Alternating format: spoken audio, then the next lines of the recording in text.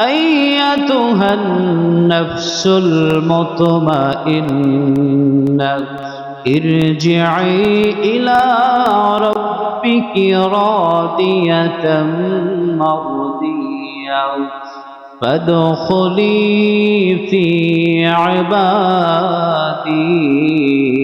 وادخلي جنتي বলি সুবহানাল্লাহ। আল্লাহ রাব্বুল আলামিন বান্দার জন্য নেককার লোকের সামনে ফেরেশতা গিয়ে বলবে, হে প্রশান্ত আত্মা, তুমি চলে আসো, ইরজি ইলা রাব্বিকি রাদিয়াতাম মারদিয়া, তোমার রবের দিকে ফিরে আসো, তোমার রবের দিকে তুমি সন্তুষ্ট চিত্তে ফিরে আসো। বলেন সুবহানাল্লাহ। আল্লাহ রাব্বুল আলামিন বলেন, সন্তুষ্ট চিত্তে রবের কাছে চলে আসো, তোমার রব তোমার জন্য সন্তুষ্ট, তোমার প্রতি সন্তুষ্ট, আর তুমিও সন্তুষ্ট হয়ে আমার দিকে ফিরে আসো। আল্লাহ রাব্বুল আলামিন বলবেন, ওই বান্দার প্রতি ঘোষণা হবে, ফাদখুলি ফি ইবাদি, বলবেন, হে বান্দা, তুমি প্রবেশ করো, তুমি প্রবেশ করো, তুমি শামিল হও নেককার বান্দাদের মধ্যে। বলেন সুবহানাল্লাহ। এরপর আল্লাহ পাক বলবেন, ওয়াদখুলি জান্নাতি, তুমি জান্নাতের মধ্যে প্রবেশ করো। আল্লাহ রাব্বুল আলামিন জান্নাত নেককারদের জন্য রেখে দিয়েছেন।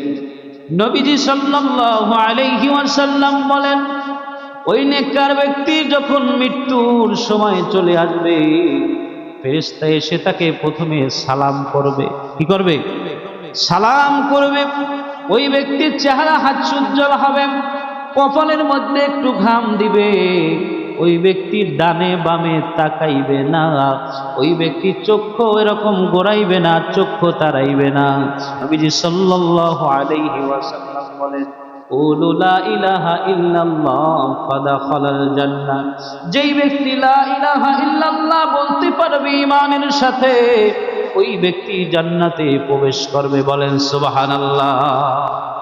বুখারী শরীফের সহিহ হাদিস, আল্লাহর নবী বলেন, যেই ব্যক্তি নেককার হবে, ওই নেককার ব্যক্তির রূহটা আল্লাহ রাব্বুল আলামিনের নির্দেশে ফেরেশতা জান্নাতি রুমালের মধ্যে রেখে বাইতুল মুকাদ্দাস থেকে রাসূল যেভাবে মেরাজে গিয়েছিলেন, বাইতুল মুকাদ্দাস হয়ে ওই পথে, যেই পথে রাসূল মেরাজে গিয়েছিলেন, ওই পথে বান্দার রূহটা নিয়ে প্রথম আকাশের দিকে চলে যাবে। বলেন সুবহানাল্লাহ।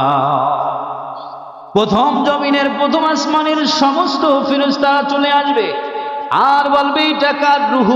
তখন আজরাইল আলাইহিস সালাতু ওয়াস সালাম বলবে, এইটা হলো অমুক বান্দার রূহ, অমুকের পুত্র অমুক নেককার মানুষ, ওই ব্যক্তির রূহ এইটা। কার? তার রূহ থেকে এমন একটা ঘ্রাণ আসবে, সুঘ্রাণ আসবে, ওই ঘ্রাণ সবাই শুকে চলে আসবে। বলেন সুবহানাল্লাহ। প্রথম আসমানের দরজায় নাড়া দিবে, আজরাইল আলাইহিস সালাতু ওয়াস সালাম বলবেন, আমি নেককার বান্দার রূহ নিয়ে আসছি, দরজাটা খুলে দাও। প্রথম আসমানের দরজাটা খুলে দেবে ফেরেশতারা। এরপরে দ্বিতীয় আসমানের ফেরেশতারা এরকম করে আসবে আর জিজ্ঞাসা করবে, এটা কোন বান্দার রূহ? বলবে, এইটা অমুক, অমুকের ছেলে, অমুকের রূহ, উনি নেককার বান্দা। বলেন সুবহানাল্লাহ।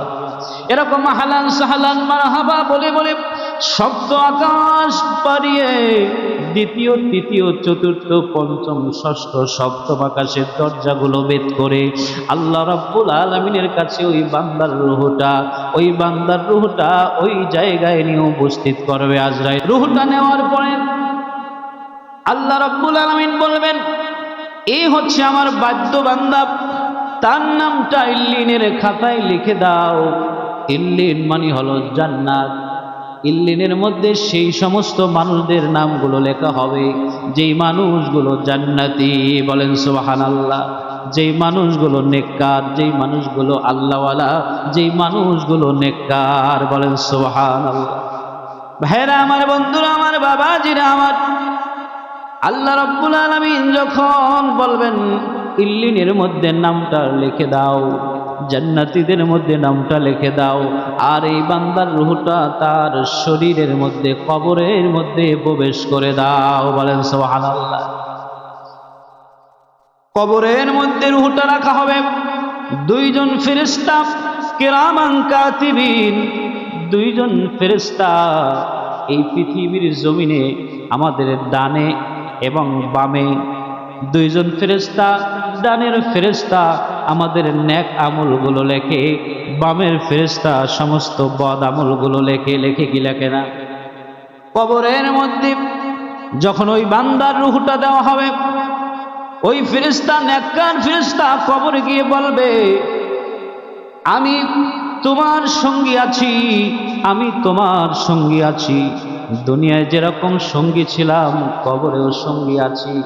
ওই ব্যক্তি, মৃত্যু ব্যক্তি, নেককার ব্যক্তি জিজ্ঞাসা করবে, তুমি কে? বলবে, আমি হলাম তোমার নেক আমল। সুবহানাল্লাহ। আমি তোমার কি? নেক আমল। নেক আমল সঙ্গে যাবে, নেক আমল আলো হয়ে কবরে থাকবে। সুবহানাল্লাহ বলে। এরপরে অনেক লম্বা হাদিস, নবী সাল্লাল্লাহু আলাইহি ওয়াসাল্লাম বলেন, মুনকার নকির আসবে, মুনকার নকির এসে তাকে প্রশ্ন করবে, মান রব্বুকা ওয়া মান দীনুকা ওয়া মান নাবিয়ুকা, তোমার রবকে, তোমার নবীকে, তোমার দিন কি?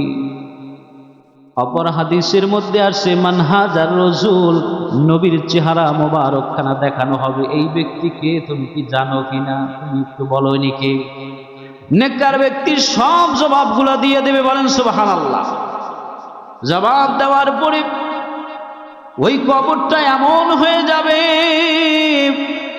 দুনিয়ার জিন্দেগিতে একজন মানুষ অন্ধকার ঘরের মধ্যে কিছুক্ষণ থাকলে ভয় করে, ওই কবরের মধ্যে নেককারকে নেওয়ার পরে ওই কবরটা প্রশস্ত এমন হয়ে যাবে, হাদিসের মধ্যে আসছে একজন বান্দার চোখের জ্যোতি যত দূর যায় তার কবরটাও প্রশস্ত হয়ে যাবে, এত দূর। সুবহানাল্লাহ। অন্য হাদিসের মধ্যে আসছে ওই ব্যক্তির কবরটা এত বড় হয়ে যাবে, আল্লাহ নবী বলেন, উত্তর থেকে দক্ষিণ, পূর্ব থেকে পশ্চিম যত দূর পর্যন্ত জায়গা, এত দূর পর্যন্ত এরকম তার কবরটা প্রশস্ত হয়ে যাবে। সুবহানাল্লাহ বলে। ভাইরা আমার, বন্ধুরা আমার, বাবাজিরা আমার, ওই মানুষটার জান্নাতি নাজ নিয়ামতের মধ্যে ঘুমন্ত অবস্থায় থাকবে। কিয়ামতের দিন যখন আল্লাহ রাব্বুল আলামিন যখন সিংহায় ফুৎকার দিতে বলবেন, ওই দিন সিংহায় ফুৎকার দিবে জান্নাতের নাজ নিয়ামত ভোগ করার জন্য, বিচার আচারের জন্য কবর থেকে হাসরের ময়দানে ওই দিন উঠবে। বলেন সুবহানাল্লাহ।